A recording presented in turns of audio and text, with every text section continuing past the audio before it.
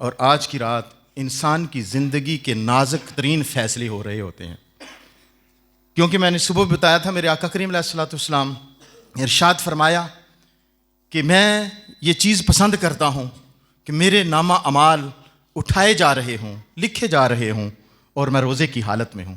اور حضور علیہ الصلوۃ والسلام اس مہینے میں بہت زیادہ روزہ رکھا کرتے تھے، اور حضور علیہ الصلوۃ والسلام نے اس مہینے کی نسبت کو اپنی طرف بھی کیا ہے۔ حضور علیہ الصلوۃ والسلام نے فرمایا شعبان و شہری و رمضان و شہر اللہ، کہ شعبان میرا مہینہ ہے اور رمضان اللہ کا مہینہ ہے۔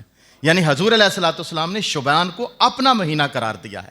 اور پھر اس رات آج کی رات شعبان المعظم کی 15ویں رات، قرآن مجید فرقان حمید میں جیسا کہ ہے کہ فیہا یفرقو، فیہا اس میں یعنی کہ اس رات میں یفرقو بانٹ دیا جاتا ہے، تقسیم کر دیا جاتا ہے، کل امر حکیم، ہر حکمت والا کام، ہر حکمت والا کام آج کی رات تقسیم کر دیا جاتا ہے۔ آپ نے توجہ سے بات سنی ہے۔ اب حکمت والے کام کوئی متعلق مفسرین لکھتے ہیں کہ حکمت والے کام جو تقسیم کر دیا جاتا ہے، اس سے مراد انسان کی موت و حیات ہے، انسان کا رزق ہے، اور انسان کی زندگی اور آنے والے جو بچے پیدا ہونے ہوتے ہیں ان کا نام لکھا جاتا ہے، اور جنہوں نے اس دنیا کو چھوڑ کے جانا ہوتا ہے ان کا نام رجسٹر سے خارج کر دیا جاتا ہے۔ آپ کے ذہن میں فوراً سوال پیدا ہوگا، اور شکوک و شبہات پیدا کرنے والے لوگ یہ بات کرتے ہیں کہ اللہ کریم نے تو انسان کو پیدا کرنے سے پہلے ہر چیز لکھ دی تھی، تم اس رات کو بجٹ کی رات قرار دیتے ہو کیسے؟ یہ ہے کہ اللہ کریم، یاد رکھیں، اللہ کریم نے اگرچہ ہر چیز پہلے لکھ دی ہے، لیکن جو بندہ توبہ کرتا ہے اللہ کریم اس کی توبہ کی وجہ سے اگر کوئی چیز اس کے مقدر میں نہیں لکھی، توبہ استغفار کرتا ہے تو وہ لکھ بھی دیتا ہے اور لکھے ہوئے کو مٹا بھی دیتا ہے۔ قرآن کا حوالہ لیتے ہیں، قرآن مجید میں فرقان حمید میں ہے یمحو اللہ ما یشاء، اللہ جس کے لیے چاہتا ہے مٹا دیتا ہے، وا یثبت، اور جس کے لیے چاہتا ہے لکھ دیتا ہے۔ اور حضور علیہ الصلوۃ والسلام کی حدیث مبارکہ ہے کہ توبہ اور دعا اور صدقہ، یہ دو چیزیں ایسی ہیں جو انسان کی تقدیر کو بدل دیتی ہیں، لکھے ہوئے کو بھی بدل دیتی ہیں۔ دعا اور صدقہ دو چیزیں ایسی ہیں جو انسان کی تقدیر کو بدل دیتی ہیں۔ تو جب آپ توبہ استغفار کریں گے، اللہ کی بارگاہ میں گڑ گڑائیں گے، دعا کریں گے، تو آپ کے لکھے ہوئے کو بھی اللہ کریم بدل دے گا۔ اس طرح وہ آج کی رات کو ہم بجٹ کی رات قرار دیتے ہیں۔ جیسا کہ کچھ لوگ انکار کرتے ہیں شب برات کا وجود نہیں ہے۔ میرے آقا کریم علیہ الصلوۃ والسلام کی حدیث مبارکہ بڑی معروف حدیث کہ امام ترمذی فرماتے ہیں، اور انہوں نے پورا باب نمبر 39 جو ہے پورے کا پورا ترمذی شریف کا باب شب برات پر باندھا ہے۔ امام ترمذی شریف میں باب نمبر 39 پورے کا پورا شب برات پر ہے۔ ایک معروف حدیث جو علماء کرام سے آپ سنتے ہیں، میں اس کا حوالہ دیتا ہوں کہ میرے آقا کریم علیہ الصلوۃ والسلام کی زوجہ محترمہ حضرت عائشہ صدیقہ رضی اللہ تعالیٰ عنہا، وہ فرماتی ہیں کہ میں نے ایک رات دیکھا، شعبان المعظم کی 15ویں رات تھی، یعنی کہ آج کی رات تھی۔ میں نے دیکھا کہ آقا کریم علیہ الصلوۃ والسلام اپنے بستر پر نہیں ہیں، بستر پر آرام فرما رہی ہیں۔ میں نے خیال کیا کہ حضور پتہ نہیں کدھر چلے گئے۔ آپ فرماتی ہیں کہ میں ڈھونڈتے گئی تو آپ جنت البقیع میں تھے۔ جنت البقیع آپ جانتے ہیں کہ مدینہ منورہ میں قبرستان ہے۔ حضور علیہ الصلوۃ والسلام قبرستان میں نے حضور کو قبرستان میں پایا، جنت البقیع میں پایا۔ یہاں ٹھہر کے اس حدیث کو آگے جانے سے پہلے دو باتیں میں آپ کے سامنے رکھ دوں۔ اس حدیث کے مطابق جب حضرت عائشہ صدیقہ رضی اللہ تعالیٰ عنہ نے آپ کو جنت البقیع میں پایا تو اس سے پتہ چلا کہ اس رات شب برات کو اٹھنا جاگنا حضور علیہ الصلوۃ والسلام کی سنت ہے، کہ شعبان کی 15ویں رات کو آپ جاگے اور قبرستان گئے، اور پھر قبرستان جانا بھی حضور علیہ الصلوۃ والسلام کی سنت ہے۔ جو لوگ آپ پر اعتراض کریں وہ ان کے سامنے یہ سوال رکھیں کہ حضور گئے، قبرستان گئے، اٹھے، یہ دونوں جو حوالے آپ دے سکتے ہیں۔ پھر دیکھیں میرے آقا کریم علیہ الصلوۃ والسلام جب حضرت عائشہ کو دیکھا نا تو آپ نے فرمایا ڈھونڈتے مجھے عائشہ آ گئی ہو، کیا تجھے اس بات کا خوف تھا کہ اللہ اور اس کا رسول تمہاری حق تلفی کریں گے؟ اب توجہ کریں، حضرت عائشہ فرماتی ہیں کہ یا رسول اللہ صلی اللہ علیہ وسلم واقعہ مجھے گمان گزرا کہ آپ کسی اور ازواج کے ہاں چلے گئے ہوں گے۔ تو آقا کریم علیہ الصلوۃ والسلام نے جو جملہ ارشاد فرمایا آپ کے لیے یہ بھی ایک عقیدے کی پختگی کے لیے جملہ ہے۔ آقا کریم علیہ الصلوۃ والسلام نے فرمایا عائشہ کیا اللہ اور اس کا رسول تمہاری حق تلفی کریں گے؟ اب اٹھے تو رسول تھے، اٹھے بستر سے تو رسول پاک صلی اللہ علیہ وسلم تھے، جملہ تو حضور کو یہ کہنا چاہیے تھا کہ کیا اللہ کا رسول تمہاری حق تلفی کرے گا، لیکن آپ نے فرمایا کیا اللہ اور اس کا رسول تمہاری حق تلفی کرے گا؟ اب اللہ بھی حق تلفی کرے گا۔ اس کا مطلب ہے کہ رسول اور اللہ کی ذات، ان میں جو فرق کرتا ہے وہ یہ سمجھ لے کہ یہ حضور کا فرمانا کہ اللہ اور اس کا رسول تمہاری حق تلفی کریں گے، مطلب یہ کہ جو رسول کا ادب ہے وہ اللہ کا ادب ہے، اور جو رسول کی فرما برداری ہے وہ اللہ کی فرما برداری ہے، جو رسول کی اطاعت ہے وہ اللہ کی اطاعت ہے۔ رسول میں اور اللہ میں فرق یہ ایک دوسرے سے جدا نہیں ہے۔ کیوں؟ کیونکہ قاری صاحب جانتے ہیں کہ میں نے ایک وہ حدیث مبارک ہے نا کہ جب آپ معراج سے واپس آئے، صحابہ کرام نے پوچھا یا رسول اللہ صلی اللہ علیہ وسلم اللہ کیسا ہے؟ تو آپ نے ارشاد فرمایا من رآنی فقد رأى الحق، جس نے مجھ کو دیکھا اس نے حق کی ذات کو دیکھا۔ یہ عزیز دوستو، آقا کریم علیہ الصلوۃ والسلام کی اس حدیث مبارکہ کے بعد آگے چلیں۔ جب یہ بات ہوئی تو حضرت عائشہ صدیقہ رضی اللہ تعالیٰ عنہ سے آپ نے فرمایا عائشہ تمہیں پتہ ہے کہ آج کی رات کون سی رات ہے؟ آج شعبان المعظم کی 15ویں رات ہے، اور آج کی رات اللہ کریم آسمان دنیا پر اپنی شان کے مطابق نزول فرماتا ہے، اور شان کے مطابق جب نزول فرماتا ہے تو اللہ کریم آواز لگاتا ہے کہ ہے کوئی مجھ سے بخشش مانگنے والا، میں آج اس کو بخش دوں۔ ہے کوئی مجھ سے توبہ استغفار کرنے والا، میں اس کی توبہ قبول کر لوں۔ ہے کوئی مجھ سے رزق مانگنے والا، میں اس کو رزق عطا کر دوں۔ ما قضا اللہ قضا اللہ قضا، ہے کوئی فلاں حاجت والا، ہے کوئی فلاں حاجت والا، حتیٰ یطلع الفجر، یہاں تک کہ فجر ہو جاتی ہے۔ غروب آفتاب کے ساتھ ہی عام راتوں کی روٹین یہ ہے کہ اللہ تعالیٰ تہجد کے وقت روزانہ کی بنیاد پر تہجد کے وقت آسمان دنیا پر، یہ آسمان جو نظر آ رہا ہے، اس آسمان پر اپنی شان کے مطابق ظاہر ہوتا ہے اور آوازیں لگاتا ہے کہ گناہگار جو بخشش مانگ رہے ہوتے ہیں کہ مانگ لو جو مجھ سے مانگنا ہے، مانگ لو جو کچھ مجھ سے مانگنا ہے، کہ ہے کوئی مجھ سے آج سوال کرنے والا۔ یہ ہر روز تہجد کے وقت ہوتا ہے، لیکن شب برات کی خاصیت یہ ہے کہ جو ہی غروب آفتاب ہوتا ہے، مغرب کے وقت آفتاب غروب ہوتا ہے، تو اسی وقت اللہ کی ذات جو ہے وہ آوازیں لگانی شروع کر دیتی ہے، صدائیں لگاتی ہے کہ ہے مجھ سے کوئی مانگنے والا وہ مانگ لے۔ عزیز دوستو، آج کی رات حضرت سیدنا صدیق اکبر رضی اللہ تعالیٰ فرماتے ہیں کہ 2 بندوں کے علاوہ، ایک مشرک اور ایک وہ بندہ جو اپنے بھائیوں کا برا چاہتا ہے، ان 2 بندوں کے علاوہ جو بندہ بھی بخشش مانگے گا، جو بھی اپنی توبہ استغفار کرے گا، اللہ کریم اس کو معاف فرما دے گا، ان 2 بندوں کے علاوہ۔ لیکن ایک اور حدیث مبارکہ بھی ہے، حضرت عبداللہ بن عمر فرماتے ہیں کہ قاتل کے علاوہ اور چغلی کرنے والے کے علاوہ ہر بندہ جو بخشش مانگے گا اس کی بخشش فرما دی جائے گی۔ اسی طرح احادیث کا نچوڑ نکالا جائے تو تقریباً 7 کیٹیگری کے لوگ ہیں جن کی بخشش آج کی رات نہیں ہوگی، لیکن ہوگی تو کس وقت ہوگی؟ اگر وہ ان گناہوں سے توبہ کر لیں۔ 3 کون سے ہیں؟ ایک متکبر اور ایک قطع تعلقی کرنے والا، اپنے رشتہ داروں کے ساتھ، دوستوں کے ساتھ سے تعلق کو ختم کرنے والا۔ ایسے بندوں کی بخشش نہیں ہوگی جب تک کہ وہ یہ توبہ نہ کر لیں کہ مولا آج کے بعد میں کسی کو نہیں ستاؤں گا، آج کے بعد میں اپنے بھائی کی برائی نہیں کروں گا، بھائی کا برا نہیں چاہوں گا۔ اور جب وہ ان گناہوں سے توبہ کر لے گا پھر اللہ تعالیٰ اس کو بھی معاف فرما دے گا۔ عزیز دوستو، آج کی رات بڑا کریم ہے وہ مالک، بڑا کرم کرنے والی ہے وہ ذات، بڑی عطاؤں والی ہے وہ ذات ایسی ذات ہے جو اپنے بندے سے 70 ماؤں سے بڑھ کے پیار کرنے والی ذات ہے۔ اور آج تک یہ نوٹ کرو کہ آج تک کبھی کسی ماں نے اپنا بچہ آگ میں نہیں پھینکا، تو اللہ کبھی نہیں چاہے گا کہ میرا بندہ آگ میں جائے، اللہ کبھی نہیں چاہے گا کہ میرا بندہ جہنم کی آگ میں سڑے۔ وہ تو 70 ماؤں سے بڑھ کے پیار کرنے والی ذات ہے۔ اللہ کریم فرماتا ہے کہ اے بندہ مومن، اے میرے بندے، تو اگر غلطیاں کر کے، خطائیں کر کے، گناہ کر کے زمین کو بھی بھر دے گا، پھر بھی سچے دل سے میری بارگاہ میں آ کے توبہ کر لے گا، میں تیرے سارے گناہوں کو معاف فرما دوں گا۔ مشکات شریف کی حدیث ہے کہ اے بندہ مومن، حدیث قدسی ہے، میرے آقا کریم علیہ الصلوۃ والسلام نے ارشاد فرمایا، اللہ تعالیٰ ارشاد فرماتا ہے کہ اے ابن آدم، اگر تیرے گناہوں کا سلسلہ آسمان کی بلندیوں کو چھو جائے، آسمان کی بلندیوں تک تیرے گناہوں کا سلسلہ چلا جائے، پھر بھی تو مجھ سے آس لگائے رکھے، مجھ سے امید لگائے رکھے، میری بارگاہ میں توبہ کرے، میں تیرے گناہوں کے باوجود تجھے بخش دوں گا۔ عزیز دوستو، وہ کریم مالک، وہ بخشنے والا ہے، سچے دل کے ساتھ ان کی بارگاہ میں توبہ کر لو. حالانکہ شیطان نے بھی چیلنج کیا تھا, کئی بار میں نے بات کی کہ شیطان نے بھی چیلنج کیا تھا کہ باری تعالیٰ مجھے تیری عزت کی قسم, تیرے ان بندوں کو میں اس وقت تک ورگلاؤں گا جب تک تیرے ان بندوں کے جسموں کے اندر جان ہے. اللہ کریم نے ارشاد فرمایا, اے شیطان سن لے, یہ سن لے, مجھے میری کبریائی کی قسم, مجھے میری عزت کی قسم, مجھے میرے جلال کی قسم, میرا بندہ جب تک گناہ کر کے میری بارگاہ میں آتا رہے گا, توبہ کرتا رہے گا, میں اس کو معاف کرتا رہوں گا. مشکات شریف کی حدیث آپ کے سامنے پیش کر رہا ہوں.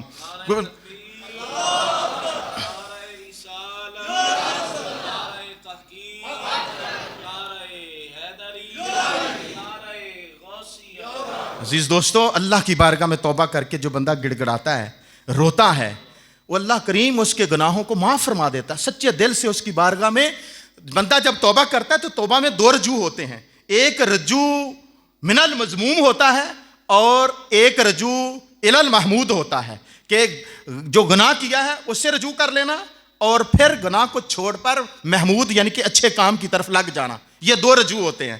اور بندہ جب توبہ کرتا ہے تو توبہ کے 3 درجے ہوتے ہیں.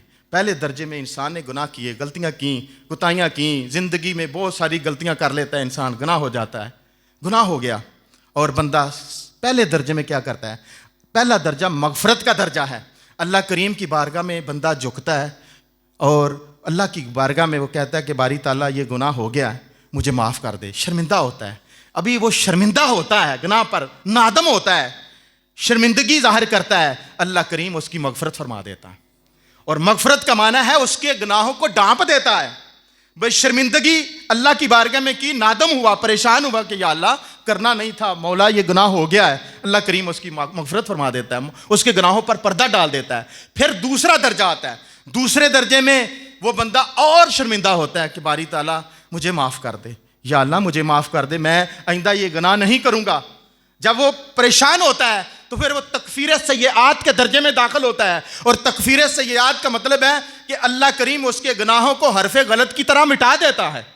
حدیث مبارکہ کا حوالہ لیتے ہیں. میرے آقا کریم علیہ الصلوۃ والسلام نے ارشاد فرمایا, روز محشر ایک بندے کو لایا جائے گا اور فرشتوں سے اللہ کریم فرمائے گا اس بندے کو جنت میں لے جاؤ. فرشتے عرض کریں گے باری تعالیٰ یہ تو بڑا گناہ گار ہے, یہ تو بڑا پاپی تھا, اس یہ تو گناہ لکھ کے ہم نے رجسٹر بھر دیے ہیں. مولا تو کہہ رہا ہے اس کو جنت میں لے جا, آج تو یوم حساب ہے, آج تو یوم الدین ہے. باری تعالیٰ اس نے بڑے گناہ کیے تھے, اس کے تو رجسٹر بھر دیے ہم نے, تو فرما رہا ہے اس کو جنت میں لے جا. اللہ کریم ارشاد فرمائے گا تمہارے پاس کیا ثبوت ہے؟ حدیث کے الفاظ ہیں, اگر کوئی ثبوت ہے تو لے کے آؤ. وہ فرشتے اس کا نامہ اعمال کا رجسٹر لے کے آئیں گے. اس کا رجسٹر نامہ اعمال کھولا جائے گا, پہلا صفحہ کھولا جائے گا, وہ 14ویں کے چاند کی طرح صاف ہوگا. دوسرا صفحہ کھولا جائے گا, وہ بھی صاف ہوگا. اس کے نامہ اعمال کی کتاب جو ہے وہ کھولی جائے گی, ساری کی ساری صاف ہو گئی, کوئی گناہ نہیں ہوگا, کوئی غلطی نہیں ہو اس پر. اور پھر فرشتے کہیں گے مولا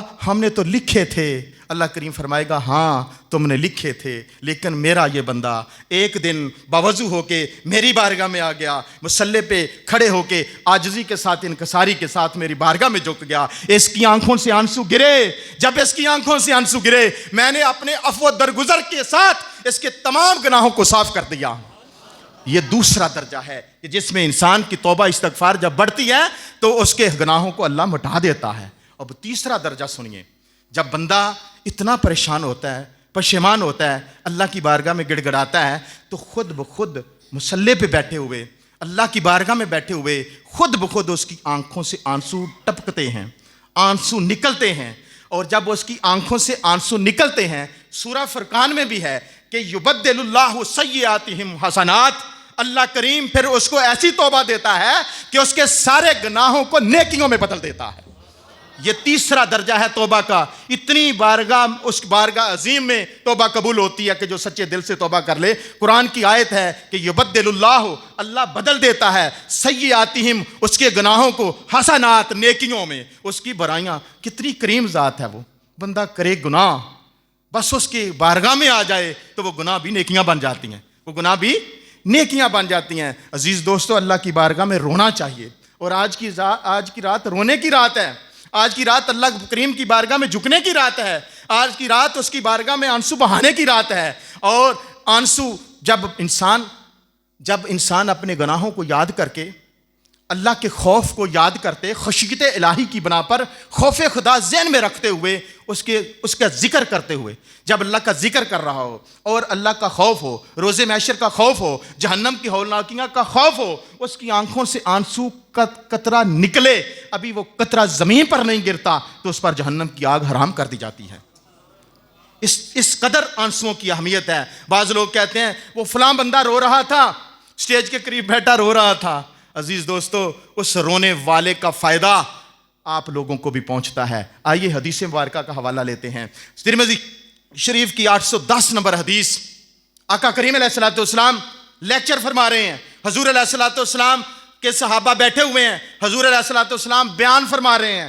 حضور علیہ الصلوۃ والسلام کے سامنے ایک بندہ کالے رنگ کا صحابی بیٹھا ہوا ہے، کالے رنگ کا شخص بیٹھا ہوا ہے۔ حضور خطاب فرما رہے ہیں۔ حضور علیہ الصلوۃ والسلام نے روز محشر کی بات کی، جہنم کی ہولناکیاں کی بات کی، اور اللہ کے خوف کی بات کی، خشیت الہی کی بات کی۔ جب اس بندے نے وہ بات سنی، جہنم کی ہولناکیوں کا ذکر سنا، اور اس بندے کی آنکھوں سے آنسو نکلے، اس بندے کی آنکھوں سے آنسو نکلے، تو میرے آقا کریم علیہ الصلوۃ والسلام نے اس کی طرف اشارہ کر کے فرمایا، لوگو سنو، یہ بندہ جس کی آنکھوں سے آنسو نکلے، جس نے آج رو دیا، جس نے خوف خدا کی وجہ سے آج چیخ ماری ہے، آج تم لوگوں کے درمیان اگر پہاڑوں جیسے گناہ لے کر بھی کوئی بندہ بیٹھا ہوتا تو اس بندے کی وجہ سے اس کے سارے گناہ معاف کر دیے جاتے ہیں۔ اتنا رونے کا اجر ہے اللہ کی بارگاہ میں، اس لیے کہ جو لوگ سچے دل سے توبہ کرتے ہیں ان کا اجر و ثواب دوسرے لوگوں کو بھی پہنچتا ہے، اور پھر اللہ کے فرشتے نازل ہوتے ہیں، اللہ کے فرشتے اس بندے کی طرف دیکھ کر وہ بھی روتے ہیں۔